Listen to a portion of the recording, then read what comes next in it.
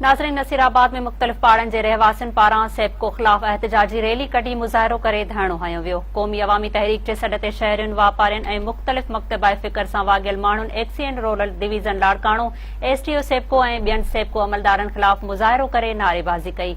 अॻवाणनि ज़मीर Mugeri, Hafeez तुनियो, बाबर जलवाणी, मिठल कल्होड़ो ऐं ॿियनि चयो त रमज़ान महीनो ईंदे ई अण ऐलानियल लोडशेडिंग जो आज़ार पैदा कयो वियो आहे।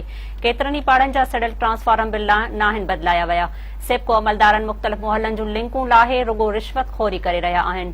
मुज़ाहिरीन इल्ज़ाम हणंदे चयो त सेप्को जा राशी कामूरा नंढनि मुलाज़िमनि खां इलाइक़नि जी बिजली बंदि कराए पैसा वठी बाअसर माण्हुनि खे लाइट ॾियनि था ऐं रिश्वत न ॾींदड़ शहरियुनि खे मुसलसिल तंग कयो वञे थो।